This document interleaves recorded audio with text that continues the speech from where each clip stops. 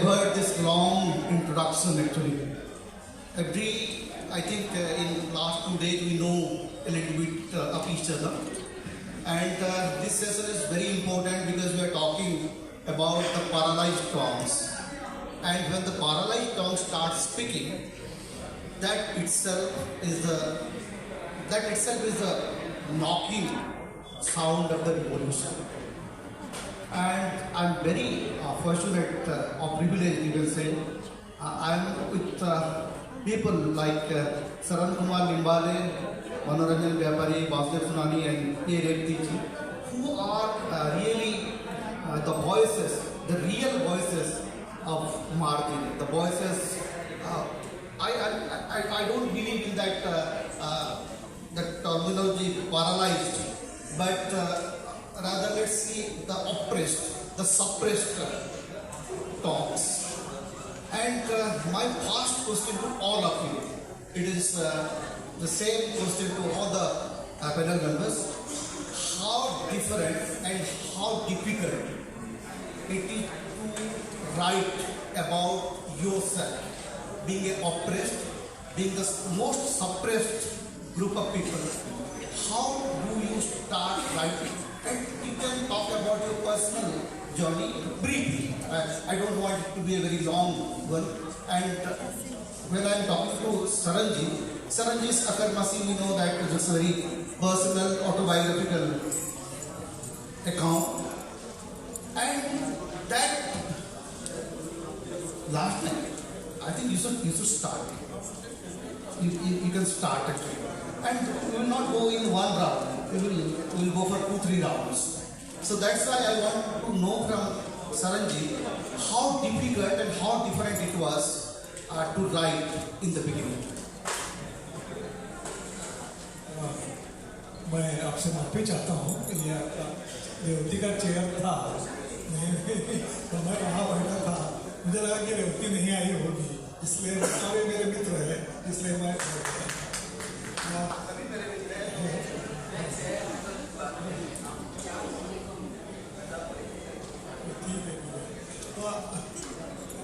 मैं जब लिखना शुरू किया तो 40 साल पहले मेरे 40 साल हो गए लिखते।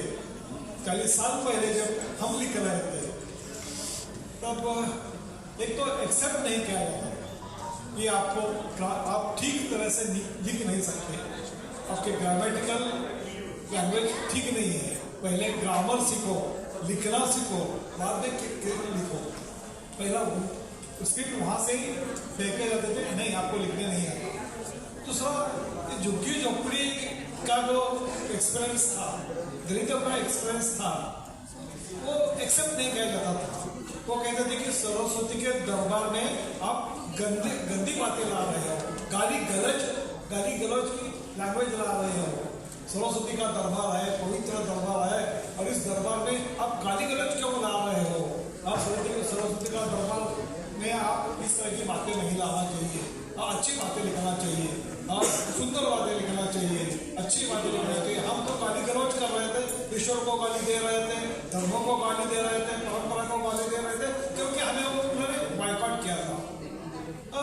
हम व्यवस्था के खिलाफ लिख रहे थे, और व्यवस्था क्या थी कि लेखक ये सरस्वती का पुत्र होता है,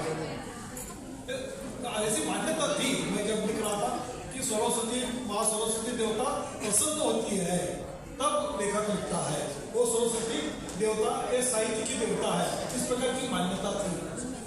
मैं सरस्वती के मंदिर में नहीं जा सकता, तो सरस्वती मुझे कैसा क्या पसंद होगी, अब मुझे लिखने के लिए कैसा क्या प्रेरणा दे सकती है, नहीं दे सकती ना, सरस्वती मुझे अलाउ नहीं करेंगी। और उस वक्त ऐसी भी मान्यता थी कि कोई देवदूत लेखक के सपने में आता है और उसको बोलता है कि भाई लिख।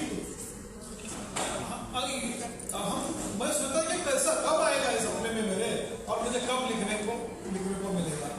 ऐसा नहीं तो ऐसी भी मान्यता है कि बादल बरसता है, वर्षा आती है, मोर नाचने लगता है, तो मैं लिखता हूँ। इस प्रकार के साहित्य के बारे में लिखा।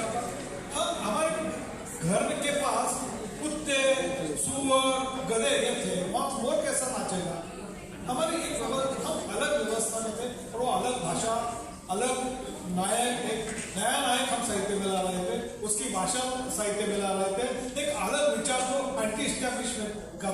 ये व्यवस्था को नष्ट करने वाला विचार था, जो बाबा साहब अम्बेडकर का विचार था कि समता होनी चाहिए, समानता होनी चाहिए, स्वतंत्रता होनी चाहिए, न्याय होना चाहिए सभी के साथ।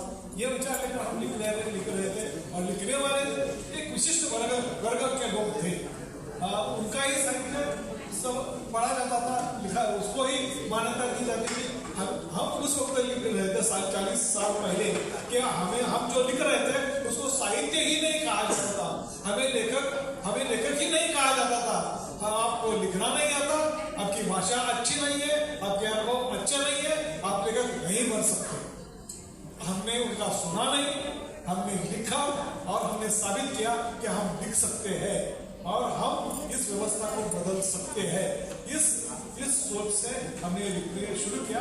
बहुत डिफिकल्ट था। इससे अभी दलित साहित्य, ट्रांसजेंडर साहित्य, विमेन्स लिटरेचर ये हॉट केक बन गया है। मैं पब्लिशर को बोलता हूँ कि दलित साहित्य 300 पन्ने की किताबें छापेंगे क्या, वो बोलेगा 50 पन्ने, 300 में 500 पन्ने की किताबें हम छापेंगे, क्योंकि आज Dalit literature, women's literature, transgender literature इसको डिमांड है, क्योंकि सोशल जस्टिस की बात करते हैं।